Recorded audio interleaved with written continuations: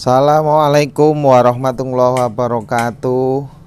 Di hadapan saya ini ada pakan, komposisi pakan untuk kambing penggemukan.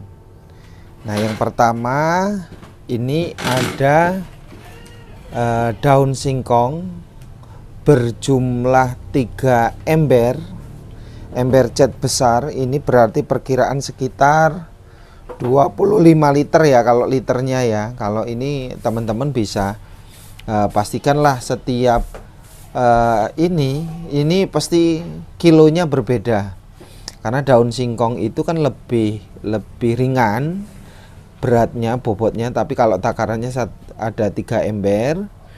Terus kemudian ada onggok, bukan kering ya, tapi ini mamel ya. Mamel ini penuh 1 ember. Terus kemudian ini ada kulit ari singkong.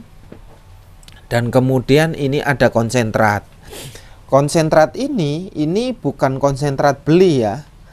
Walaupun bahan-bahannya beli, tapi untuk pencampurannya di sini ini ada bungkil kopra, bungkil sawit, terus ada tetes tebu, terus kemudian ada SBM, ada CGF.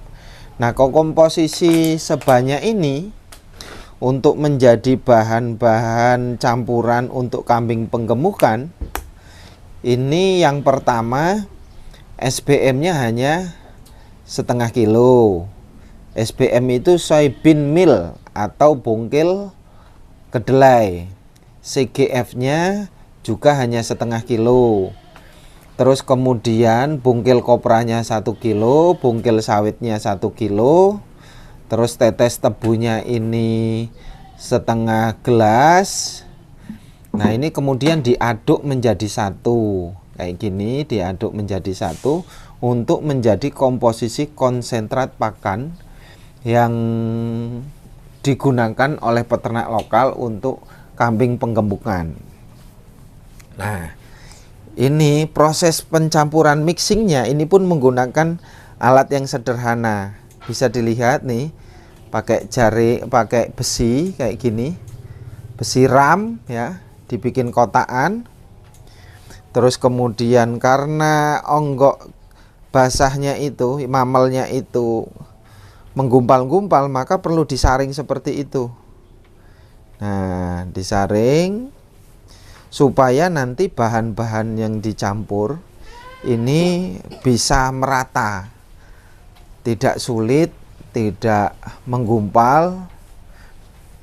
Semua bahan nanti bisa dicampur dengan baik. Nah, ini ya.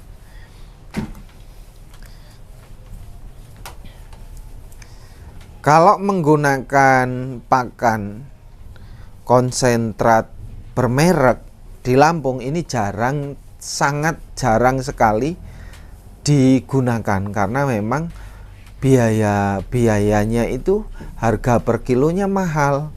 Bisa sampai yang biasa, komposisi biasa itu hanya bisa berkisaran sekitar harga 2.500 per kilo.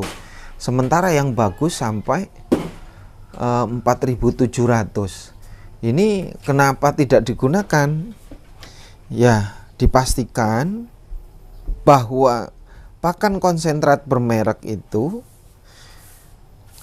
yang pertama kosnya mahal. Terus kemudian kalau dihitung-hitung di kemudian hari, di akhir penggemukan, ini bisa saja antara rugi atau biaya pakan tidak kembali, atau bisa saja untungnya tidak, atau cuman hanya kembali modal saja, modal beli pakan dan modal beli kambing. Sedangkan kita ternak itu mencari untung. Nah, maka dari itu, melihat dari racikan komposisi konsentrat yang ada, yang beredar di kalangan peternak, itu tidak jauh-jauh dari beberapa bahan ini, kan gitu. Walaupun di hari ini tidak ada yang namanya genjet jagung, itu kan. Atau kalau ada ngomong tumpi ya, tumpi jagung itu, tumpi jagung. Karena sedang kehabisan biasanya digunakan juga untuk kambing penggemukan. Nah, ini mulai proses mixingnya, peracikannya. Kalau takarannya sudah, ini mulai bagaimana cara mengaduknya biar rata. Segini, pakan segini ini untuk kambing perkiraan sekitar 45 ekoran. Nah, ini 45 ekor kita nanti lihat. Nah, ini kalau kambing penggemukan itu kan asal komposisinya cukup, nutrisinya cukup, bahannya cukup, itu kan tidak sama dengan kambing breeding ya. Nah, tidak sama dengan kambing breeding. Nah, terus kemudian kalau penggemukan itu per sekali makan sebenarnya asal nutrisinya cukup, kalsiumnya cukup, karbohidratnya cukup, seratnya cukup untuk kambing pembesaran atau penggemukan, maka dibutuhkan sekali makan itu kurang lebih hanya sekitar 1,5 kilo per kambing. Nah, kalau itu cukup. Berbeda kalau rumput. Kalau rumput ini kan membutuhkan banyak. Rumput itu kan kita tidak bisa melihat nutrisi di dalamnya, rumput liar, gitu kan.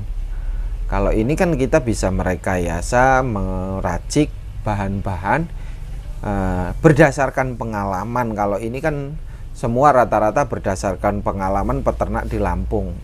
Dari satu orang ke orang lain mencoba melihat, terus saling sharing, sehingga mencoba untuk meracik dari berbagai macam bahan yang ada, yang dari sumber yang terdekat, yang murah, yang ekonomis, terus kemudian bisa menghasilkan keuntungan yang lebih daripada sebelumnya. Nah, ini beratnya menjadi peternak penggemukan itu, satu, beli bibitnya mahal, ya kan, beli bibitnya mahal.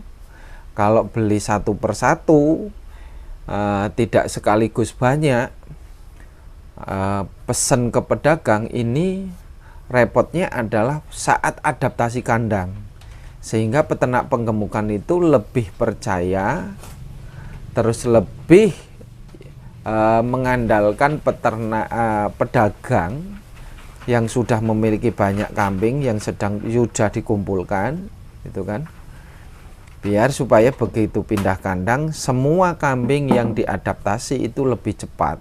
Kalau saat belinya satu persatu, 2 ekor, 3 ekor, ini memakan waktu yang relatif lebih lama dan merepotkan peternak penggemukan. Ini kenapa teman-teman peternak penggemukan lebih banyak beli kambing itu rut-rutan. Rut-rutan itu borongan, besar kecil harganya sama. Harganya sama itu karena memang sudah dipukul modal ya, sudah diperhitungkan oleh pedagang juga. Tapi kalahnya peternak penggemukan itu biasanya harganya memang mahal, ya kan. Ngumpulkan kambing banyak itu kan susah. Nah, lebih baik membayar biaya transportasi, biaya pengumpulan kambing, terus biaya pakan sebelumnya itu ya ke pedagang. Nah, ini mulai diracik, dilapis-lapisi. Teman-teman harus bisa juga mencontoh model seperti ini.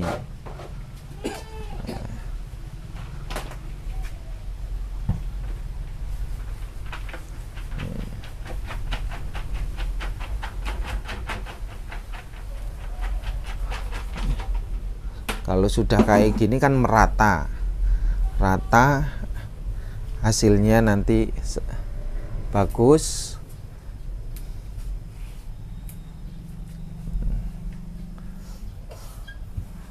Nah, 3 ember tidak langsung sekaligus semuanya dicampur, tapi pelan-pelan, perlahan-lahan komposisinya diperhatikan biar semuanya rata, enak.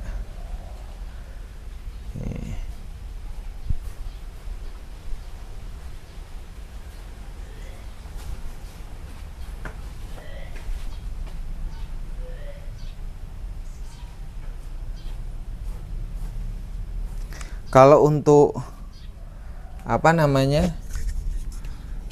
breeding bagaimana? Ya bisa saja untuk breeding komposisi ini, tetapi perlu diingat, breeding itu kan tidak membutuhkan hal sebanyak ini, selengkap ini. Walaupun bisa tidak menyebabkan majir, tidak menyebabkan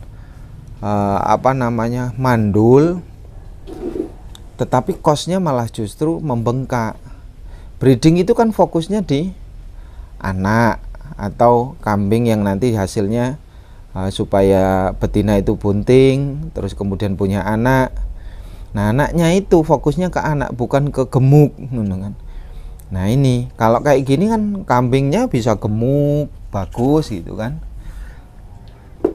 Tapi cost-nya mahal untuk breeding. Karena breeding itu jangka waktunya jelas lama. Pertama yang lama itu kan masa menunggu birahi, bisa 1 bulan, 2 bulan, bahkan 3 bulan. Terus masa hamil yang perkiraan sekitar 5 bulan beberapa hari. Terus kemudian masa menyusui 0 kelahiran sampai 4 bulan. Berarti berapa? 4 tambah 5 bisa jadi itu menunggu waktu sampai 1 tahun, ya kan. Jadi breeding itu 2 tahun 3 kali beranak. Jadi prosesnya lama. Kalau dikalkulasi jelas kos biaya pakannya lebih mahal, karena breeding itu 2 kali lipat dari makan penggemukan, bahkan bisa jadi 3 kali. Di saat dia itu makan kambing breeding atau indukan yang makannya porsinya lebih banyak dari sebelumnya, itu di saat musim kehamilan dia porsi makannya 2 kali lipat, bahkan bisa 3 kali lipat dari sebelumnya. Nah, ini jadi kalau peternak breeding harus lebih mengefektifkan pakan yang serba murah, terus gratis, mengandalkan dari alam liar atau dari bank pakan sendiri. Ini lebih efektif dan lebih murah dan efisien.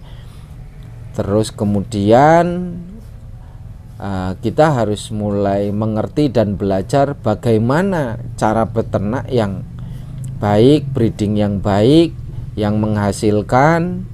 Ini harus benar-benar diperhatikan, karena memang kendala peternak itu banyak, persoalannya banyak, terus masalahnya banyak, dan semuanya harus benar-benar diperhatikan. Dan tidak semua peternak pemula itu hancur atau rugi atau bingung. Bahkan peternak senior pun bisa jadi kalau salah manajemennya bisa rugi, bisa hancur, bisa semuanya sama. Karena nasib itu tergantung kita, bagaimana kita dengan baik mengelola, memanajemen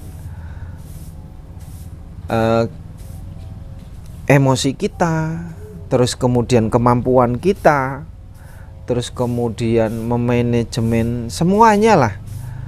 Ada emosi, ada kemauan, ada kemampuan, ada semangat, ada tenaga, semuanya itu. Dan jangan sampai terburu-buru dan memaksakan diri dalam beternak kambing. Mulailah dari tahap 1, 2, 3, 4, 5, 6 itu lebih baik daripada yang mulai dari 100, terus kemudian karena keberatan menurun jadi 50, keberatan lagi jadi 30. Nah, lebih baik yang kecil menjadi besar daripada besar menjadi kecil. Nah, ini Mungkin itu saja berbagi komposisi pakan yang ada berkaitan pakan penggemukan. Mudah-mudahan ini juga bisa ditiru, bisa difikirkan bareng-bareng. Ternyata komposisi dan lain sebagainya itu ini berdasarkan pengalaman, berdasarkan pengamatan, berdasarkan praktek langsung. Karena semua peternak itu tidak berdasarkan ilmu, tidak berdasarkan penelitian, apalagi sampai dimasukkan ke laboratorium, kandungan gizinya, nutrisinya, semuanya hanya diperkirakan. Tetapi berdasarkan pengalaman itulah peternak menjadikan pengalaman menjadi ilmu yang berharga dan pegangan agar menjadi peternak sukses dan tidak rugi di kemudian hari. Terima kasih semuanya, mudah-mudahan ini bermanfaat. Assalamualaikum warahmatullahi wabarakatuh.